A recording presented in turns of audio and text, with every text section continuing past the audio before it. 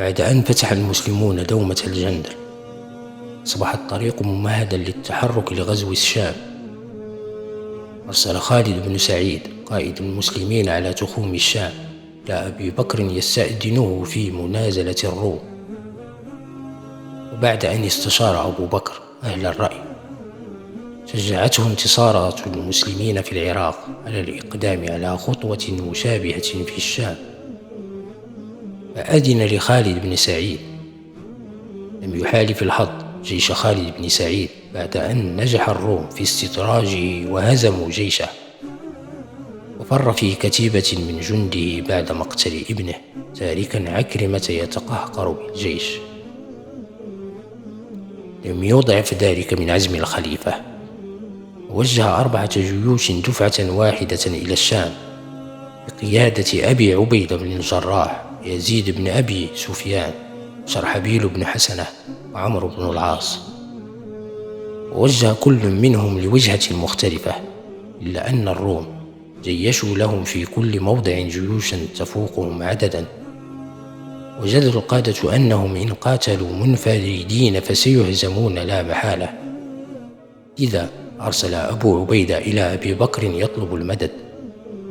ضاق أبو بكر بالموقف، قرر أن يرسل إلى خالد بن الوليد يأمره أن يستخلف المثنى بن حارث الشيباني في نصف الجند، ويسير بالنصف الآخر إلى الشام يمد جيوش المسلمين.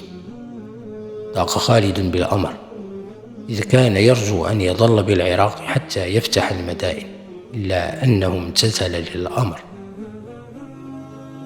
كان أمام خالد طريقان للوصول لقوات المسلمين في الشام، الأول عبر دومة الجندل، والثاني يمر بالرقة. ولما كانت حاجة قوات المسلمين في الشام ملحة بمدده، تجنب خالد طريق دومة الجندل لطوله، قد استغرق أسابيع للوصول إلى الشام. كما قرر أن يتجنب الطريق الآخر، لأنه سيمر على الحاميات الرومانية في شمال الشام.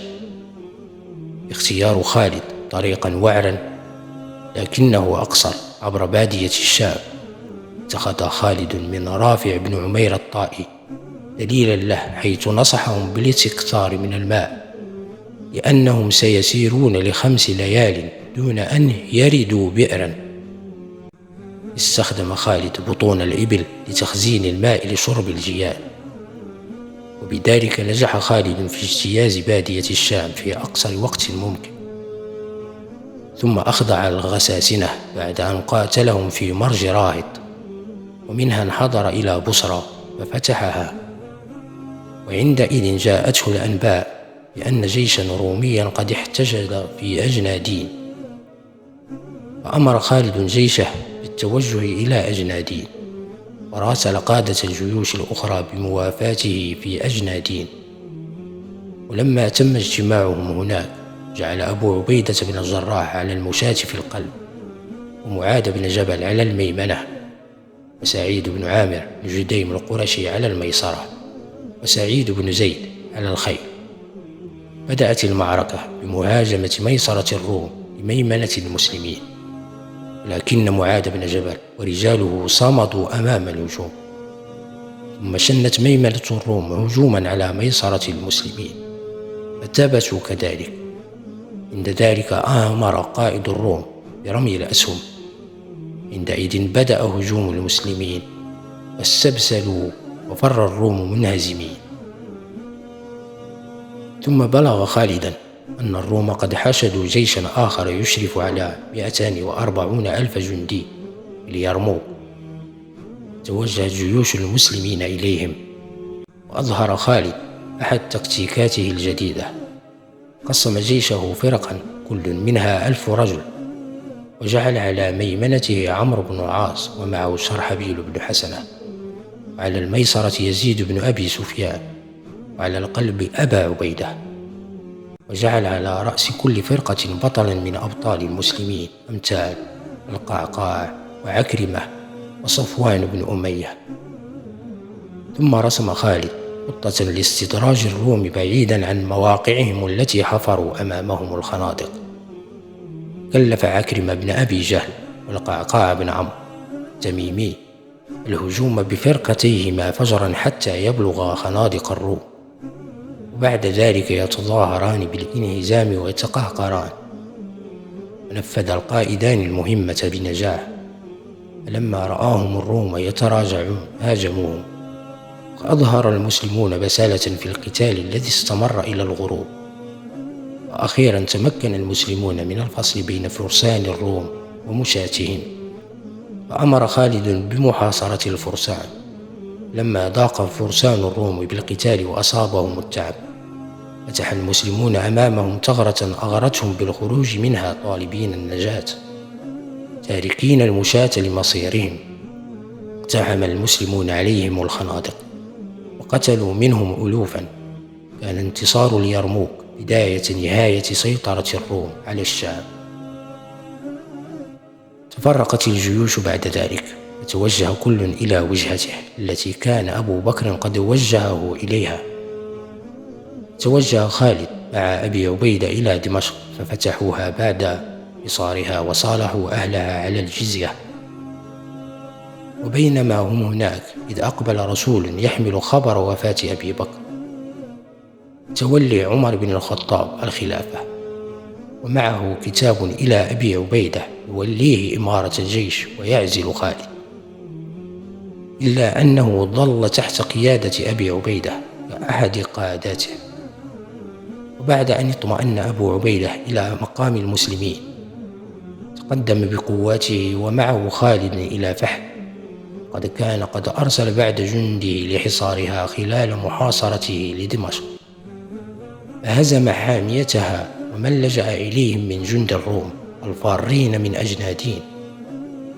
وقد أظهر خالد بن الوليد وضرار بن الأزور يوم فحل بطولات ذكرها لهم المؤرخون. كتب عمر بن الخطاب إلى أبي عبيدة يأمره بفتح حمص، انتهز هرقل قيصر الروم انشغال المسلمين في فحل، فأرسل جيشا بقيادة توذر تيودوروس لاستعادة دمشق.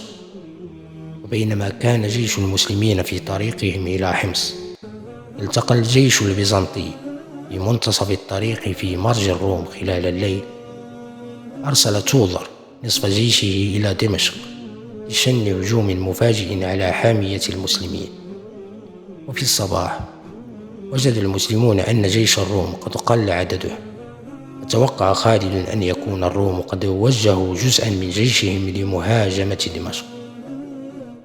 استأذن خالد أبا عبيدة وانطلق في فرقة من الفرسان ليدرك جيش الروم المتوجه لدمشق. استطاع خالد أن يهزم هذا الجيش الرومي بعدما حوصر الروم بين قوات خالد وحامية المدينة. عاد خالد لينضم لقوات أبي عبيدة، وحاصر معه حمص إلى أن سلم أهلها طالبين الصلح.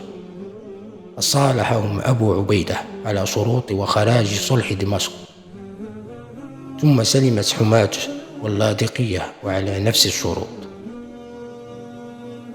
واجه عمرو بن العاص وشرحبيل بن حسنة صعوبات في مواجهة الروم في فلسطين وجنوب الشام، لذا أرسل إلى عمر وأمر أبا عبيدة وخالد بالتوجه إليه من الدعم. واستطاعت قوات المسلمين تطهير البلاد، ثم توجهوا إلى القدس، آخر المعاقل البيزنطية في جنوب الشام، التي فر إليها العديد من الناجين من معركة اليرموك وحاصروها. لم تقبل المدينة بالتسليم إلا للخليفة شخصيا. بعد القدس توجه جيش أبو عبيدة وخالد لاستكمال فتح شمال الشام. وجه أبو عبيدة خالد إلى قنسرين، المدينة منيعة الحصون، ووجد بها جيشا روميا عظيما. قاتلهم خالد وهازمهم في معركة قنسرين. فرت الجيوش لتتحصن بالمدينة طالبين الصلح كصلح حمص، إلا أن خالد رفض ورأى أن يعاقبهم لمقاومتهم للمسلمين. لحق جيش أبو عبيدة بن الجراح بقوات خالد بن الوليد في قنسرين بعد فتحها ليتابع زحفهما إلى حلب، حيث استطاع فتحها. كان الهدف التالي للمسلمين أنطاكية، عاصمة الجزء الآسيوي من الإمبراطورية البيزنطية. قبل أن يسيروا إليها، قرر أبو عبيدة وخالد عزل المدينة عن الأناضول للاستيلاء على جميع القلاع التي قد توفر الدعم الاستراتيجي إلى أنطاكية، وأهمها أعزاز في الشمال الشرقي من أنطاكية. قد خاض الروم المدافعون عن أنطاكية معركة يائسة مع جيش المسلمين خارج المدينة بالقرب من نهر العاصي، لكنها انتهت بهزيمتهم وتراجعهم إلى أنطاكية فحاصرها المسلمون. فقد الروم الأمل في وصول المدد من الإمبراطور، استسلمت أنطاكية على أن يسمح لجند الروم بالمرور إلى القسطنطينية بأمان. وجه أبو عبيدة خالد شمالا، بينما توجه جنوبا وفتح اللاذقية وجبلة وطرطوس والمناطق الساحلية الغربية من سلسلة جبال لبنان الشرقية. استولى خالد على الأراضي حتى نهر كيزيل في الأناضول قبل وصول المسلمين إلى أنطاكية. كان الإمبراطور هرقل قد غادرها إلى الرها ترتيب الدفاعات اللازمة في بلاد ما بين النهرين وأرمينيا، ثم غادرها متوجها إلى عاصمته القسطنطينية. وفي طريقه إلى القسطنطينية نجا بصعوبة من قبضة خالد الذي كان في طريقه منصرفا من حصار مرعش إلى منبش. بعد الهزائم الساحقة المتتالية لقوات هرقل في تلك المعارك، أصبحت فرصه لتصحيح أوضاعه قليلة، بعدما أصبحت موارده العسكرية المتبقية ضعيفة. لذا لجأ إلى طلب مساعدة من المسيحيين العرب من بلاد ما بين النهرين، الذين حشدوا جيشا كبيرا توجهوا به نحو حمص، قاعدة أبو عبيدة في شمال الشام، وأرسل إليهم جندا عبر البحر من الإسكندرية.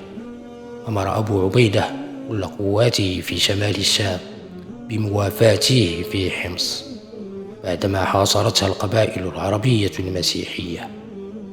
فضل خالد خوض معركة مفتوحة خارج المدينة، إلا أن أبا عبيدة أرسل إلى عمر يطلب راية.